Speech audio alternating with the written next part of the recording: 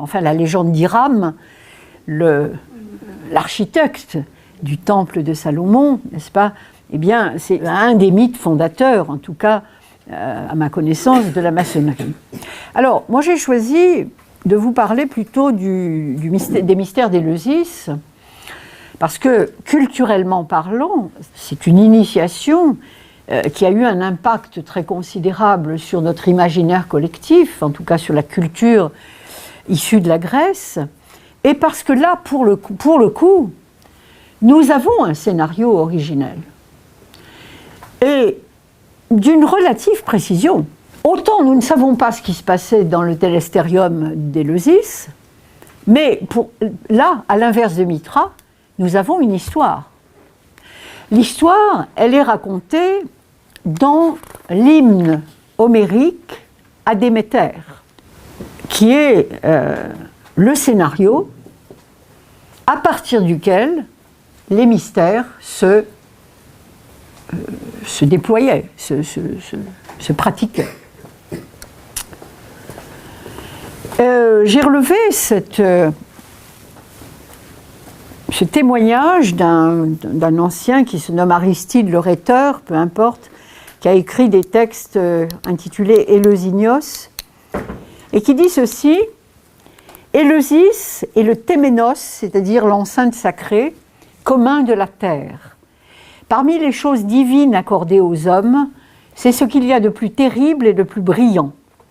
En quel autre lieu des récits plus admirables de mythes ont-ils été chantés?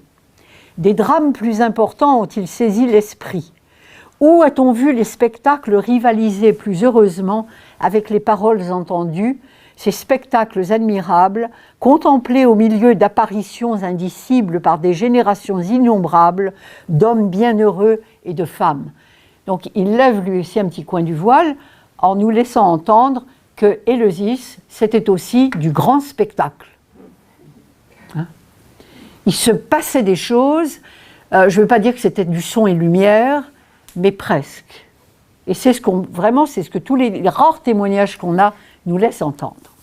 Alors oui, mais à partir de quel scénario? On n'est pas au Puy du Fou, c'est un scénario précis que raconte l'hymne homérique à Déméter. Et c'est un scénario magnifique, il faut bien le dire. Hein. Alors, voilà l'histoire. Déméter, donc, qui est, on peut dire, la déesse de la terre, de la fécondité, des moissons, etc. Elle a un lien avec la terre très fort, a eu une fille d'une union éphémère, comme souvent, avec Zeus. Elle a eu une fille nommée Perséphone, celle que vous avez entendue tout à l'heure se lamenter dans l'Orfeo de Monteverdi. Il se trouve qu'un jour que sa fille gambadait joyeusement avec ses petites camarades dans une prairie, Perséphone étant déjà jeune fille, a surgi d'on ne sait où un char conduit par Hadès. Donc Hadès, c'est le roi des enfers, c'est le frère de Jupiter, et ça a donné matière à toute une iconographie, le rapt de Proserpine, et il a enlevé la jeune fille, n'est-ce pas, affolée, terrifiée, etc., pour en faire son épouse. Il avait donc jeté son dévolu sur elle. Alors, elle a beau se débattre, crier, etc., eh bien, son ravisseur l'entraîne dans l'Hadès et elle devient sa femme. Et par précaution, pour qu'elle ne s'échappe pas, il lui fait manger un grain de grenade, ce qui, pour des raisons assez mystérieuses, l'enchaîne définitivement au royaume des ombres, dont elle ne pourra pas sortir. Qui mangeait un grain de grenade ne pouvait plus jamais ressortir. J'avoue que j'ignore l'origine de cette légende, qui est assez étrange, et je ne sais pas si c'est pour cette raison qu'il y a parfois j'ai vu beaucoup de grenadiers pousser, en particulier dans un cimetière ancien d'Athènes, enfin bon, bref. Alors, sa mère Déméter apprend ce rapt, et va désormais se lancer à la poursuite de sa fille et commence pour Déméter une longue quête, une longue pérégrination. Elle s'en va de par le monde, un flambeau à la main, chercher sa fille. Alors on lui apprend en cours de route, et ça va durer 9 jours, nous dit-on.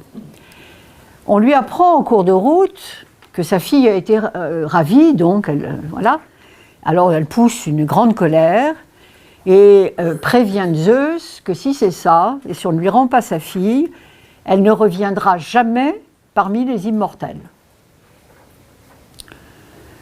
Ça avait l'air d'être une punition pour les immortels, mais elle prévient surtout qu'elle va aussi punir les mortels parce que désormais la végétation ne sera plus assurée.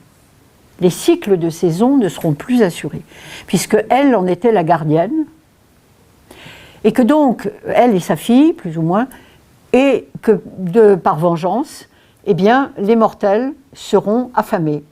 Il n'y aura plus de cycle saisonnier, plus de végétation, etc. Donc les choses commencent à se gâter, effectivement, et une négociation va s'engager avec les dieux, sous le patronage d'Hermès, le bon médiateur qui est toujours là en négociateur entre les hommes et les dieux.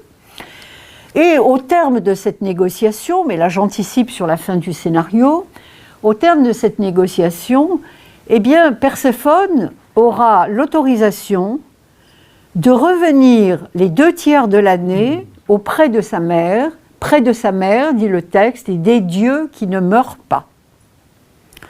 Le tiers de l'année, elle le passera auprès de son époux. Après tout, c'est pas si mal négocié, quoi. Ça fait quand même 1 tiers pour 2 tiers, c'est pas si mal. Bon, mais avant cet accord, c'est-à-dire durant sa longue pérégrination, sa longue errance, eh bien, Déméter est arrivée non loin d'une bourgade grecque nommée Éleusis. Elle y est arrivée seule et désespérée, et le texte raconte qu'elle s'est assise à ce moment-là, elle a vieilli d'un coup, c'est plus la déesse étincelante, c'est une vieille femme éplorée qui cherche sa fille, qui n'en peut plus, etc. Et elle s'assoit, dit-on, et pour cacher ses larmes, elle couvre sa tête d'un voile. Et c'est dans cette situation que les filles du roi local, alors je passe sur les noms et les détails, il y avait un souverain local, et les filles du roi la découvrent dans cette situation et la prennent en pitié. Ils ne savent pas qui elle est, la prennent en pitié et vont proposer à leur mère, la reine, de l'accueillir au palais. Et non seulement ça, mais de lui confier la garde du dernier-né, un petit garçon, tant attendu, dont elle serait la nourrice. Voilà, on se dit, utilisation des compétences, très bien. Voilà Déméter nourrice. Et effectivement, elle s'installe dans son rôle de nourrice, seulement elle a de curieuses pratiques quand même.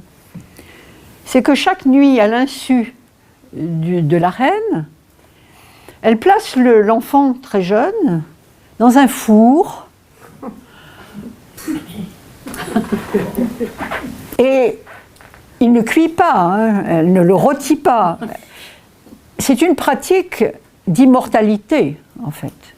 Elle veut le rendre immortel. C'est ce qu'elle peut lui donner, elle, en tant que déesse. Elle peut lui donner l'immortalité en récompense. Justement, c'est tacite, mais c'est en récompense de l'accueil qu'elle a reçu. Elle va le rendre immortel.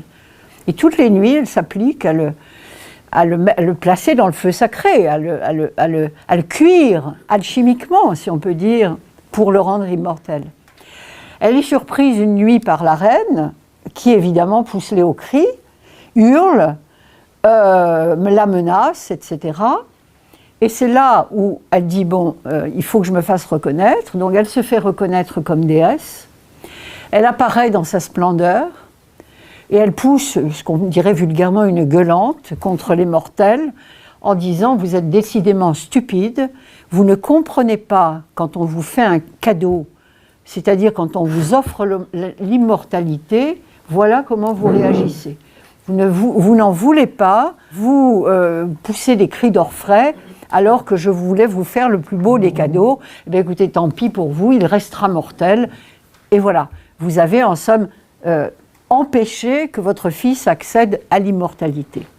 Et à partir de là, s'étant fait reconnaître comme déesse, et en recouvrer sa forme splendide, eh bien, elle va donner des ordres et dire « Je veux que dorénavant, dans cet endroit-là, un temple soit bâti, des rites soient institués en souvenir de cette histoire, en souvenir de ce qui m'est arrivé à moi et à ma fille, et que désormais, à Éleusis, sont célébrées ce qu'on appelle les deux déesses, c'est-à-dire Déméter et sa fille, et Perséphone, qui sont inséparables. Et alors le texte dit « Elle révéla les rites à Triptolémos et à Polyxénos, à Dioclès aussi, rites graves, on ne peut ni les négliger, ni s'en enquérir, ni en parler. La piété pour les déesses retient la voix. Heureux parmi les hommes de la terre, celui qui les a vus. Celui qui n'a rien fait, qui n'a pris part à rien, son sort est différent quand il est mort dans les ténèbres mouillées. » Donc là, on a un petit condensé de ce que voulait dire l'initiation à Éleusis. Ça va être un des rituels les plus graves, les plus puissants qui ait jamais été institué, en l'honneur de cette histoire des deux déesses et de la souffrance de ces deux femmes. Donc d'emblée, si vous voulez, on retrouve dans le rituel d'Éleusis les accents de la tragédie grecque. Il y a quelque chose de proche là. Éleusis va garder quelque chose de tragique. Bon, l'histoire d'un deuil, en tout cas de la proximité avec le deuil, puisqu'elle a cru que sa fille était morte. Mais en même temps, il sera interdit d'en parler, de les évoquer, etc., par respect pour la souffrance des deux déesses. Mais ces rites vont assurer l'immortalité de celui qui les a vus, thématique commune à tous les mystères.